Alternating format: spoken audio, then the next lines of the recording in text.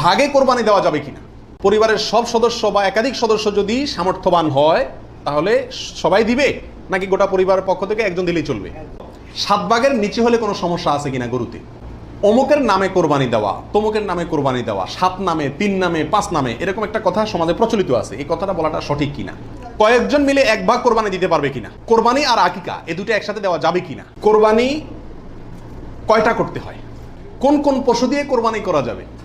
কোরবানি কি জরুরি কোনো বিধান নাকি ঐচ্ছিক?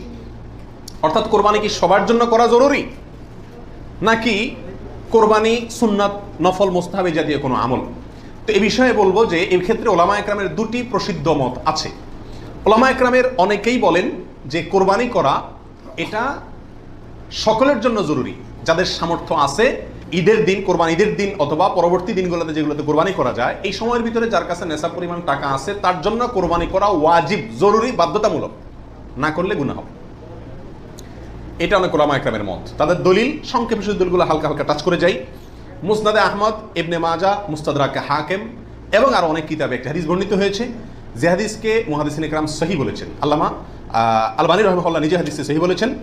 সেটা হলো এই, নবী আলাইহিস সালাম বলেছেন, মান ওয়াজাদা সাআতান আন ইউদাহিয়া ওয়া লাম ইউদাহি ফালা ইয়াকরাবান্না মুসাল্লানা। অর্থাৎ যে ব্যক্তি কোরবানি করার সামর্থ্য তার আছে, সক্ষমতা আছে, সচ্ছলতা আছে, সেই ব্যক্তি যদি কোরবানি না করে সে যেন আমাদের ঈদগাহে ঈদের নামাজ পড়তে না আসে। কোরবানি করার ইচ্ছা না রাখলে সে যেন ঈদের নামাজ পড়তে না আসে। এটা কিন্তু একটা সতর্কবাণী। শরীয়তে এই ধরনের নির্দেশ সুন্নত নফলের ক্ষেত্রে করা হয় না, ফরজ ওয়াজিবের ক্ষেত্রেই সাধারণত করা হয়। এটা হলো অন্যরা যুক্তি। দ্বিতীয় দলিল হলো, এটা মুস্তাদে আহমদে আসছে এবং হাফেজ ইবনে হাজার আল আসকালানী রাহিমাহুল্লাহ বিশ্ববিখ্যাত হাদিস ব্যাখ্যাতা, তিনি বলেছেন যে হাদিসটি বিশুদ্ধ। নবী আলাইহিস সালাম বলেছেন, ইয়া আইয়ুহান নাস, হে লোক সকল, ইন্না আলা কুল্লি আহলি বাইতিন উদহাইয়াতুন ওয়া আতিরাতুন, নিশ্চয়ই প্রত্যেক পরিবারের লোকের উপরে, প্রত্যেক পরিবারের উপরে একটি করে কোরবানি এবং আতিরা, এটা ওয়াজিব। আতিরা হলো রজব মাসে যে পশুটি জবাই করা হয়, সেটা একসময় ওয়াজিব ছিল, পরে এটা রহিত হয়ে গেছে। তো এখানে নবী আলাইহিস সালামের ভাষা হলো ইন্না আলা কুল্লি আহলি বাইতিন, প্রত্যেক পরিবারের উপরে কোরবানি করা জরুরি। জরুরি, আলা এই শব্দটি জরুরি অর্থ বোঝানোর জন্যই আসে। এটিও বিশুদ্ধ হাদিস। তাহলে আরো অনেকগুলো হাদিস আছে এই জাতীয়, যে হাদিসগুলোর আলোকে ওলামা ইকরামের একটা অংশ বলেন যে এই কোরবানি ওয়াজিব। ইমাম আজম আবু হানিফা রাহিমাহুল্লাহর মত এটা। এর বিপরীতে অনেক ওলামা ইকরাম বলেন কোরবানি করা ওয়াজিব নয়, এটা সুন্নাতে মুআক্কাদা। সুন্নাতে মুআক্কাদা মানে কি? সুন্নাত কিন্তু খুবই গুরুত্বপূর্ণ সুন্নাত, বিনা কারণে এটা ছাড়া মাকরুহ, অপছন্দনীয়, ভালো কাজ নয়। সুন্নাতে মুআক্কাদা এবং ওয়াজিবের সাথে খুব বেশি তারতম্য নাই, কাছাকাছি গুরুত্বের বিচারে প্রায়। সাহাবীদের ভিতরে অনেক প্রসিদ্ধ সাহাবী তারা কোরবানি করতেন না, ওয়াজিব মনে করবে মানুষ এই ভয়, এরকম কোন কোন বর্ণনা পাওয়া যায়। তারপর কোন কোন বর্ণনা যারা বলে এটাকে সুন্নাতু আবিকুম ইব্রাহিম এই জাতীয় শব্দ ব্যবহার করেছেন। এসব কারণে ওনারা সুন্নাত বলেন, সুন্নাতে মুআক্কাদা বলেন। যাই হোক, সর্বসাকুল্যে এই কোরবানি খুবই গুরুত্বপূর্ণ একটি বিধান, এটা হলো নিশ্চিত। ওয়াজিবের মতটা গ্রহণ করলে এটা বেশি সতর্কতা হয় এবং ইখতিলাফ এবং মতপার্থক্যের ঊর্ধ্বে উঠা যায়, এবং অনেকগুলো বর্ণনা এর পক্ষে রয়েছে। কোরবানি কয়টা করতে হয়, এই প্রশ্নটা আজকাল এই জন্য করতে হচ্ছে যে এখন আমরা সমাজে কোরবানির সংখ্যা বাড়ানোর জন্য এক ধরনের প্রতিযোগিতা খেয়াল করতেছি। 3টা গরু, 5টা গরু, 7টা গরু, এমপি সাহেব, মন্ত্রী সাহেব, ব্যবসায়ী সাহেব, বিভিন্ন সাহেবরা করে কি করে না, এমনকি আমরাও একটা গরু একটা ছাগল, কারণ কেউ গরুর গোশত পছন্দ করে, কেউ ছাগল গোশত পছন্দ করে ঘরে, যার কারণে দুইটাই দিতে হয়, অথবা গরুতে 1 ভাগ দিতে হয়, আবার আলাদা ছাগল দিতে হয়। এই যে কোরবানির সংখ্যা বাড়ানোর একটা প্রবণতা আছে, আসলে ইসলামী শরিয়া কি বলে? কোরবানির পশু বা কোরবানির সংখ্যা কতগুলো হওয়া জরুরি? এর উত্তর হলো যে কোরবানি মূলত একটি কোরবানি যথেষ্ট, একাধিক কোরবানি হওয়া এটা কিনা জরুরি না। নবী আলাইহিস সালামের ব্যাপারে সুনানে তিরমিজিতে একটা হাদিস আসছে, যেটা ইমাম তিরমিজি হাসান বলেছেন, অন্যান্য ওলামা একরাম অনেকে যঈফ বলেছেন। কিন্তু যঈফ বললেও ওই একই বিষয়ে আরো বিভিন্ন হাদিস আছে। সর্বসাকুল্যে ওলামা একরামের বিষয়টা প্রমাণিত। সেটা হলো যে নবী আলাইহিস সালাম 10 বছর মদিনাতে বসবাস করেছেন হিজরতের পরে, এবং এই 10 বছরের প্রতি বছর তিনি কোরবানি করেছেন। প্রতি বছর তিনি কি করেছেন? এবং 2টি হৃষ্টপুষ্ট ভেড়া তিনি কোরবানি করেছেন, 2টি করেছেন। তিনি যদি চাইতেন সংখ্যা অনেক বাড়াইতে পারতেন, উট এবং আরো অনেক বড় বড় পশু দিয়ে কি করতে পারতেন? কোরবানি করতে পারতেন। কিন্তু 2টি ভেড়া কোরবানি করেছেন। তার একটি হলো তার নিজের এবং নিজের পরিবারের পক্ষ থেকে, আরেকটি তার গোটা উম্মতের পক্ষ থেকে, তাওহীদবাদী উম্মতের পক্ষ থেকে। তাহলে বোঝা গেল কোরবানির সংখ্যা বাড়ানোর ভিতরে খুব বেশি কল্যাণ নাই। হ্যাঁ, কেউ যদি কোনো এলাকাতে গরিব মানুষকে খাওয়ানোর উদ্দেশ্যে বেশি কোরবানি করে, নাম ফুটানোর উদ্দেশ্য না থাকে, তাহলে অবশ্যই সেজন্য তিনি আল্লাহর কাছে কি পাবেন? আজর এবং সওয়াব পাবেন। কোন কোন পশু দিয়ে কোরবানি করা যাবে? আপনি হাঁস মুরগি দিয়ে কোরবানি দিলে কোরবানি হবে কিনা? তো এর উত্তর হলো, বড় পশুর ভিতরে 3 ধরনের পশু আর ছোট পশুর ভিতরে 3 ধরনের পশু, এগুলো দিয়ে কি করা যাবে? কোরবানি দেওয়া যাবে। বড় পশুর ভিতরে কোরবানি দিতে পারবেন উট, গরু, মহিষ, এগুলো দিয়ে। মহিষ দিয়ে দিতে পারবেন কিনা এটা নিয়ে ওলামায়ে কেরামের সামান্য ইখতিলাফ আছে। অনেকে মহিষকে গরুর অন্তর্ভুক্ত করেছেন, অনেকে করেন নাই।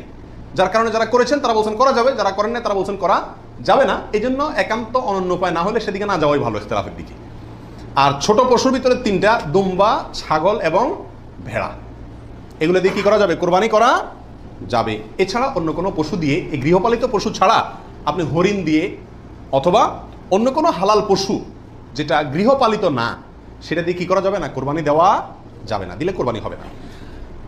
9 নম্বর প্রশ্ন হলো, গাভী এবং ষাঁড় উভয়টা দিয়ে কোরবানি দেওয়া যাবে? কি বলেন? গাভী এবং ষাঁড় দুইটা দিয়ে কোরবানি দেওয়া যাবে? যাবে। গাভী দিয়েও দেওয়া যাবে, ষাঁড় দিয়েও দেওয়া যাবে। ভাগে কোরবানি দেওয়া যাবে কিনা, এটা একটা গুরুত্বপূর্ণ প্রশ্ন আজকালকার যুগে। কারণ কোনো কোনো ওলামায়ে কেরাম বলছেন ভাগে কোরবানি দেওয়া যাবে না, বরং গরু হোক আর ওঁট হোক, যত বড় পশুই হোক, দিলে একজনের পক্ষ থেকে দিতে হবে, 7 ব্যক্তির পক্ষ থেকে যথেষ্ট হবে। এই যে কথা প্রচলিত আছে, এটাকে অনেক কোনো কোনো ওলামায়ে কেরাম কি করছেন? অস্বীকার করছেন। আসলে সঠিক কোনটা, এ ব্যাপারে আগেই বলেছি যে একাডেমিক আলোচনা খুব বেশি লম্বাচড়া করার ইচ্ছা নাই এবং সুযোগও নেই। শুধু সংক্ষেপে এটুকু বলবো, সব যুগেই সবচাইতে বেশি সংখ্যক ওলামাদের মতে, বলা যায় প্রায় সবার মতে, সমস্ত ওলামায়ে কেরামের মতেই বলা যেতে পারে প্রায়, গরুর ক্ষেত্রে একটা গরু 7 জন ব্যক্তির পক্ষ থেকে কি হবে? কোরবানির জন্য যথেষ্ট হবে। এক্ষেত্রে বিচ্ছিন্নভাবে যে 2-1 জন আলেম বলছেন যে গরু হোক আর ওঁট হোক একজন থেকে হবে, 7 জন থেকে হবে না, তাদের যুক্তিগুলো খুবই ঠুনকো এবং খুবই দুর্বল। নবী আলাইহিস সালাম যে সফরে একাধিক ব্যক্তিকে কোরবানিতে অংশগ্রহণের সুযোগ দিয়েছিলেন, তারা বলেন যে এটা সফরের জন্য নির্দিষ্ট, অথচ নবী আলাইহিস সালাম সেটা নির্দিষ্ট করেন নাই, এটা ওনারা নির্দিষ্ট করছেন।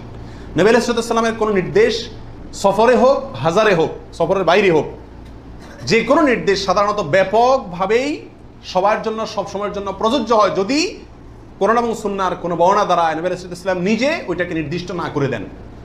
তিনি সফরে যদি কোনো নির্দেশ করেন, ওই সফরের বাইরের জন্য সেটা কার্যকর হবে কি হবে না? যদি কেউ সফরের জন্য নির্দিষ্ট করতে চায় তাহলে তার জন্য পৃথক দলিলের প্রয়োজন। বিধায় এটাই হলো বেশিরভাগ ওলামায়ে কেরামের মত। বিচ্ছিন্নভাবে কোনো আলেমের মত থাকতে পারে, কিন্তু সে 1-2 জন আলেমের কথা না শুনে সংখ্যাগরিষ্ঠ ওলামায়ে কেরামের মতের উপর আমল করবেন। গরুর ক্ষেত্রে 7 জনের পক্ষ থেকে যথেষ্ট হবে। তবে একটা কথা এখানে বলতেই হবে, সেটা হলো উত্তম হলো একাকি দেওয়া, ভাগে না দিয়ে কি দেওয়া? একাকি দেওয়া। এক্ষেত্রে কারোর কোনো দ্বিমত নাই, একাকি দিতে পারলে সেটা সবচেয়ে বেস্ট এবং ভালো। 7 ভাগের নিচে হলে কোনো সমস্যা আছে কিনা গরুতে? একটা গরুতে ধরেন 5 জন মিলে দিলেন, 4 জন মিলে দিলেন, 3 জন মিলে দিলেন, 6 জন মিলে দিলেন, 7-এর নিচে হলো, এটা কি যথেষ্ট হবে না কোনো সমস্যা আছে?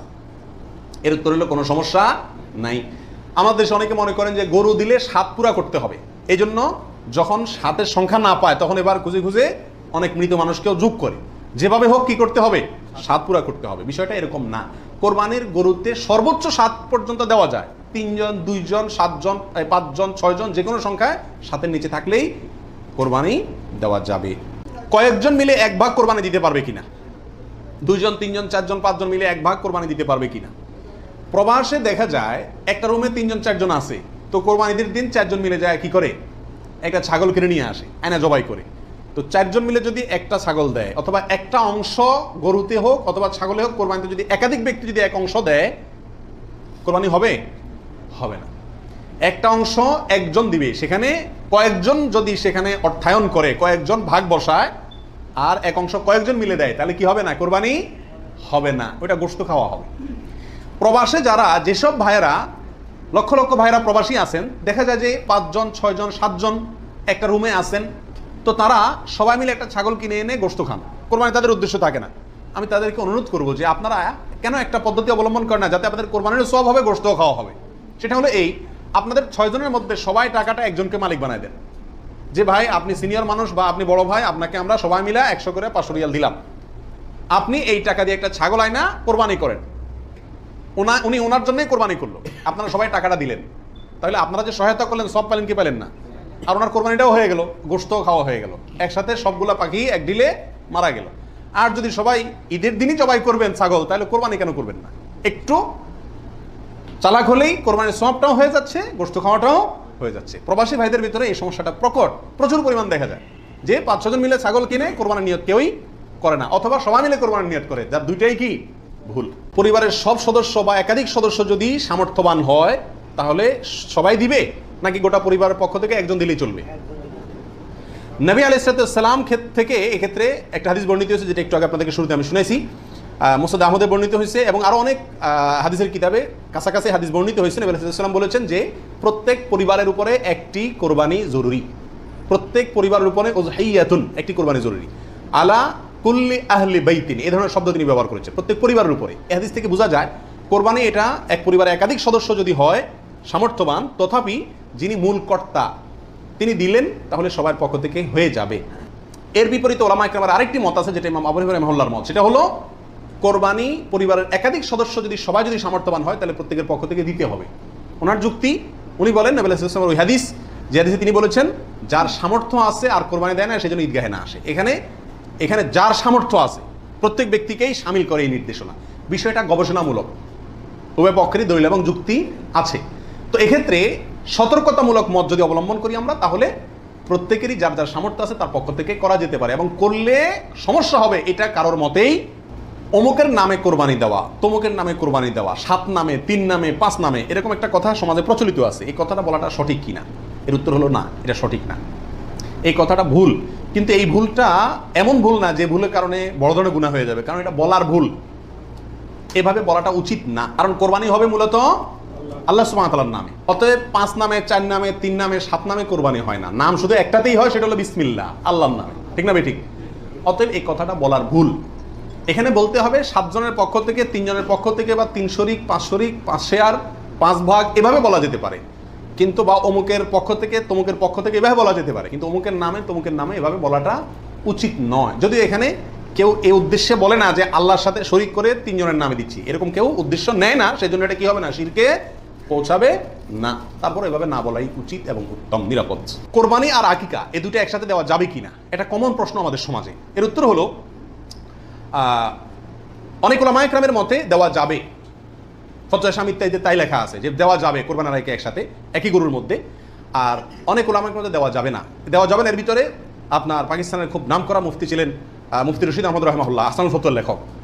তিনি হানাফি মাযহাবের বড় উলামা ইকরামের মধ্যে থেকে তিনি কঠোরভাবে এর বিরুদ্ধে করেছেন এবং বলেছেন কোন অবস্থাতেই কোরবানি আর আকিকা একসাথে মিক্স করা যায় না, উচিত না। কারণ কোরবানি একটা ইবাদত, আকিকা আরেকটি ইবাদত। আর তাছাড়া গরু এক অংশে একাধিক ব্যক্তি দিতে পারবে, এটা কোরবানির ক্ষেত্রে নবী সাল্লাল্লাহু আলাইহি ওয়াসাল্লাম বলছেন, আকিকার ক্ষেত্রে বলেন নাই। সেই জন্য কোরবানি এবং আকিকা পৃথক হওয়া উচিত। একই দিনে হতে পারে, কিন্তু গরুর অংশে কোরবানির না, এই আকিকার কারণ নামের অংশ থাকা উচিত না। এই মতটা বেশি শক্তিশালী এবং বেশি সতর্কতা।